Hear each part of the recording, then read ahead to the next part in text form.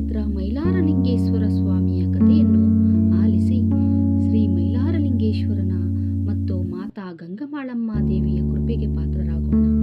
ಬನ್ನಿ, ಶ್ರೀ ಕ್ಷೇತ್ರ ಮೈಲಾರದ ಬಗ್ಗೆ ನಾವು ಇನ್ನೂ ಹೆಚ್ಚಿನ ಮಾಹಿತಿಯನ್ನು ತಿಳಿದುಕೊಳ್ಳೋಣ. ಸ್ವಾಮಿಯ ಚರಿತೆಯನ್ನು ತಿಳಿದುಕೊಳ್ಳುವುದು ನಮ್ಮ ಸೌಭಾಗ್ಯವೇ ಸರಿ. ಬನ್ನಿ, ಸ್ವಾಮಿಯ ಚರಿತೆಯನ್ನು ಆಲಿಸೋಣ. ಶ್ರೀ ಕ್ಷೇತ್ರ ಮೈಲಾರಲಿಂಗೇಶ್ವರ ಸ್ವಾಮಿ ಮತ್ತು ಮಾತೆ ಗಂಗಮಾಳಮ್ಮ ದೇವಿ ಗೊರವರ ಭಕ್ತಿ, ಈ ಮೂರು ಮೈಲಾರಲಿಂಗೇಶ್ವರ ಸಂಸ್ಕೃತಿಯ ಅವಿಭಾಜ್ಯ ಅಂಗಗಳಾಗಿವೆ. ಮೈಲಾರಲಿಂಗೇಶ್ವರನು ಶಿವನ ಅವತಾರವಾಗಿದ್ದು, ಮಲ್ಲಾಸುರ ಮತ್ತು ಮಣಿಕಾಸುರ ಎಂಬ ರಾಕ್ಷಸರನ್ನು ಸಂಹರಿಸಲು ಅವತರಿಸಿದ. ಮೈಲಾರಲಿಂಗೇಶ್ವರ ಮತ್ತು ಗಂಗಮಾಳಮ್ಮ. ಮೈಲಾರಲಿಂಗೇಶ್ವರನ ಸನ್ನಿಧಿಯಲ್ಲಿ ಮಾತೆ ಗಂಗಮಾಳಮ್ಮನನ್ನು ಸಹಸ್ರಾರು ಭಕ್ತರು ಆರಾಧಿಸುತ್ತಾರೆ. ಅವರಿಬ್ಬರನ್ನು ಒಟ್ಟಿಗೆ 7 ಕೋಟಿಗೋ ಚಾಂಗಮಲೋ ಎಂಬ ಘೋಷಣೆಯೊಂದಿಗೆ ಆರಾಧಿಸಲಾಗುತ್ತದೆ. ಈ ಸಂಪ್ರದಾಯದ ಅಡಿಯಲ್ಲಿ ಮಾಲತೇಸ, ಖಂಡೋಬ ಮತ್ತು ಗಂಗಮಾಳಮ್ಮ ತಾಯಿಯ ಕೃಪೆಯನ್ನು ಭಕ್ತರು ಕೋರುತ್ತಾರೆ. ಗೊರವರು ಮೈಲಾರಲಿಂಗೇಶ್ವರನ ಆಪ್ತ ಭಕ್ತರು. ಇವರು ಜಾನಪದ ಹಾಡುಗಾರಿಕೆ ಸಮುದಾಯಕ್ಕೆ ಸೇರಿದವರು. ಅವರ ವೇಷಭೂಷಣ ವಿಶಿಷ್ಟವಾಗಿದೆ. ತಲೆಗೆ ಕರಡಿಯ ಚರ್ಮದ ಟೋಪಿ, ಕೈಯಲ್ಲಿ ಡಮರುಗ ಮತ್ತು ಪಿಳ್ಳಂಗೋವಿ, ರುದ್ರಾಕ್ಷಿ, ಮಣಿಹಾರ ಮತ್ತು ಒಕ್ಕಳಿನವರೆಗೆ ಹುಲಿ ಚರ್ಮವನ್ನು ಧರಿಸಿರುತ್ತಾರೆ ಮತ್ತು ಕವಡೆಯ ಹಾರವನ್ನು ಕೂಡ ಧರಿಸಿರುತ್ತಾರೆ. ಇವರು ಮೈಲಾರ ಜಾತ್ರೆಯ ಸಂದರ್ಭದಲ್ಲಿ ಕಂಬವನ್ನು ಏರಿ ಒಗಟಿನ ರೂಪದಲ್ಲಿ ಕಾರ್ಣಿಕ ನುಡಿಯುತ್ತಾರೆ. ಇದು ಭವಿಷ್ಯದ ಮುನ್ಸೂಚನೆ ಎಂದು ಹೇಳಲಾಗುತ್ತದೆ ಮತ್ತು ಹಾಗೆಯೇ ಕೂಡ ನಡೆಯುತ್ತದೆ.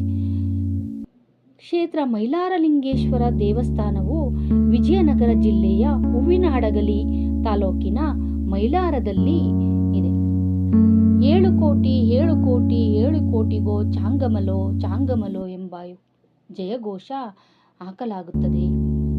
ಕರ್ಣಿಕೋತ್ಸವ. ಇತ್ತೀಚಿನ ಕಾರ್ಣಿಕವು ಅಂಬಲಿ ಹಳೆಸಿತು ಕಂಬಳಿ ಬಸಿತಲೆ ಪರಾಕ್ ಎಂಬ ಒಗಟಿನ ರೂಪದಲ್ಲಿತ್ತು. ಇದು ಶುಭ ಸಮೃದ್ಧಿಯನ್ನು ಸೂಚಿಸುತ್ತದೆ ಎಂದು ವಿಶ್ಲೇಷಿಸಲಾಗಿದೆ. ಮೈಲಾರಲಿಂಗೇಶ್ವರನು ಕೇವಲ ದೇವಸ್ಥಾನದ ಮೂರ್ತಿಯಲ್ಲ, ಬದಲಾಗಿ ಅನೇಕ ಕುಟುಂಬಗಳ ಕುಲದೇವತೆಯಾಗಿದ್ದಾನೆ ಮತ್ತು ಗೊರವರ ಭಕ್ತಿಯಿಂದಾಗಿ ಮೈಲಾರ ಸಂಸ್ಕೃತಿಯು ಜೀವಂತವಾಗಿದೆ.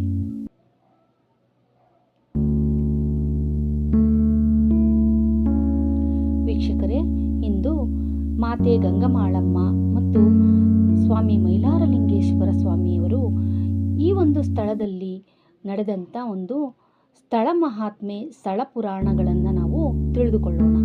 ಸ್ಥಳ ಪುರಾಣ ಅಂತ ಅಂದರೆ ಆ ಒಂದು ಮೈಲಾರ ಕ್ಷೇತ್ರದಲ್ಲಿ ನಡೆದಂಥ ಒಂದು ಘಟನೆಯನ್ನು ಅದು ಪ್ರತಿನಿಧಿಸುತ್ತೆ. ಸ್ಥಳ ಪುರಾಣ. ಮೈಲಾರಲಿಂಗೇಶ್ವರ ಸ್ವಾಮಿ ಮತ್ತು ಗಂಗಮಾಳಮ್ಮ ಯಾವ ರೀತಿಯಲ್ಲಿ ಬಂದು ನೆಲೆಸಿದರು ಅನ್ನೋದ್ರ ಬಗ್ಗೆ ತಿಳ್ಕೊಳ್ಳೋಣ. ನಮಗೆ ಈ ಒಂದು ಮಾಹಿತಿಯನ್ನು ಭಗವಂತ ಪಡ್ಕೊಳ್ಳೋದಕ್ಕೆ ಅವಕಾಶ ಕೊಟ್ಟಿದ್ದಕ್ಕೆ ನಾನು ಸ್ವಾಮಿ ಮೈಲಾರಲಿಂಗೇಶ್ವರ ಸ್ವಾಮಿಗೆ ಅನಂತ ಕೋಟಿ ಧನ್ಯವಾದವನ್ನು ಅರ್ಪಿಸ್ತೇನೆ. ಸ್ಥಳ ಪುರಾಣಗಳ ಪ್ರಕಾರ ಗಂಗಮಾಳಮ್ಮ ಕೆಲವೊಮ್ಮೆ ತುಪ್ಪದ ಮಾಳಮ್ಮ ಎಂದು ಸಹ ಕರೆಯಲ್ಪಡುವವಳು. ಮಲ್ಲಾಸುರರ ಎಂಬ ರಾಕ್ಷಸರ ವಿರುದ್ಧದ ಹೋರಾಟದಲ್ಲಿ ಪ್ರಮುಖ ಪಾತ್ರ ವಹಿಸುತ್ತಾಳೆ ನಮ್ಮ ಮಾತೆ ಗಂಗಮಾಳಮ್ಮ. ರಾಕ್ಷಸರ ಉಪಟಳ ಮಣಿ ಮತ್ತು ಮಲ್ಲಾಸುರ ಎಂಬ ರಾಕ್ಷಸರು ಬ್ರಹ್ಮನಿಂದ ಹೊರಪಡೆದು ಜನರಿಗೆ ಮತ್ತು ಋಷಿಮುನಿಗಳಿಗೆ ತೊಂದರೆ ನೀಡುತ್ತಿರುತ್ತಾರೆ. ಗಂಗಮಾಳಮ್ಮನ ಜನನ. ಮಲ್ಲಾಸುರನನ್ನು ಸಂಹರಿಸಲು ಪರಶಿವನು ತನ್ನ ಶಕ್ತಿಯಿಂದ ಗಂಗಮಾಳಮ್ಮ ಅಥವಾ ತುಪ್ಪದ ಮಾಳಮ್ಮ ಎಂಬ ದೇವಿಯನ್ನು ಸೃಷ್ಟಿಸುತ್ತಾನೆ. ಯುದ್ಧದ ಪ್ರಯತ್ನ. ಮೊದಲು ಗಂಗಮಾಳಮ್ಮ ಈ ರಾಕ್ಷಸರೊಂದಿಗೆ ಯುದ್ಧಕ್ಕೆ ಇಳಿಯುತ್ತಾಳೆ.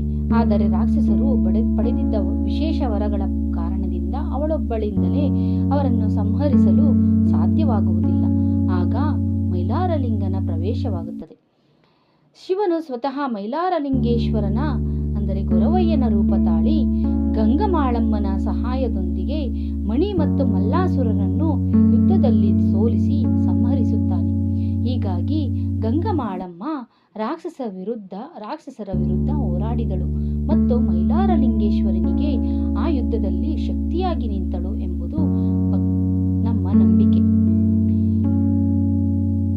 ದೇವಸ್ಥಾನಗಳಲ್ಲಿ ಇಂದಿಗೂ ಮೈಲಾರಲಿಂಗೇಶ್ವರ ಮತ್ತು ಮಾತೆ ಗಂಗಮಾಳಮ್ಮನನ್ನು ಒಟ್ಟಾಗಿ ಆರಾಧಿಸಲಾಗುತ್ತದೆ.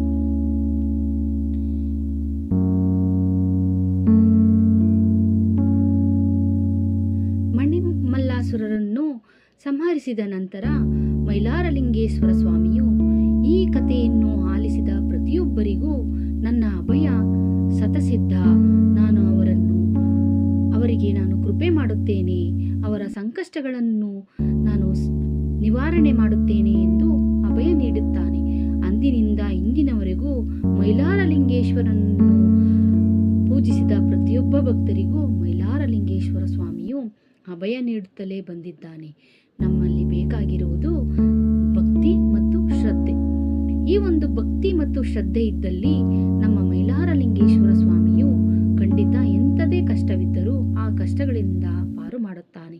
ಆದ್ದರಿಂದ ನಾವು ಭಕ್ತಿಯಿಂದ ಆಲಿಸಿದ್ದೇವೆ, ನಮ್ಮ ಎಲ್ಲ ಕಷ್ಟಗಳನ್ನು ಭಗವಂತ ನಿವಾರಿಸಲಿ ಎಂದು ನಾವು ಮೈಲಾರಲಿಂಗೇಶ್ವರ ಮತ್ತು ಗಂಗಮಾಳಮ್ಮ ಮಾತೆಯಲ್ಲಿ ಬೇಡಿಕೊಳ್ಳೋಣ.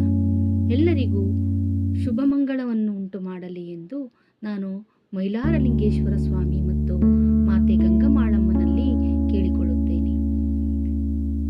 ಓಂ ಶ್ರೀ ಮೈಲಾರಲಿಂಗೇಶ್ವರ ಸ್ವಾಮಿಯೇ ನಮಃ. ಈ ವಿಡಿಯೋ ಇಷ್ಟ ಆದರೆ ವೀಕ್ಷಕರೇ ದಯವಿಟ್ಟು ಲೈಕ್ ಮತ್ತು ಶೇರ್ ಮಾಡೋದನ್ನು ಮರಿಬೇಡಿ. ಹೊಸ ವೀಕ್ಷಕರಾಗಿದ್ದರೆ ನೀವು ದಯವಿಟ್ಟು ಸಬ್ಸ್ಕ್ರೈಬ್ ಮಾಡಿ. ನಾನು ಹೀಗೇನೆ ನಮ್ಮ ಒಂದು ಸಂಸ್ಕೃತಿಯಲ್ಲಿ, ನಮ್ಮ ಒಂದು ದೇಶದಲ್ಲಿರುವಂತಹ ಸ್ಥಳ ಪುರಾಣಗಳಲ್ಲಿ ಅಡಗಿರುವಂತಹ ಒಂದು ಸತ್ಯ ಘಟನೆಗಳನ್ನು ನಿಮ್ಮ ಮುಂದೆ ಪ್ರಸ್ತುತಪಡಿಸಲಿಕ್ಕೆ ನೀವು ಮಾಡುವ ಪ್ರೋತ್ಸಾಹ ಒಂದೇ, ನೀವು ಸಬ್ಸ್ಕ್ರೈಬ್ ಮಾಡೋದ್ರಿಂದ ನನಗೆ ತುಂಬ ಪ್ರೋತ್ಸಾಹ ಸಿಗುತ್ತೆ.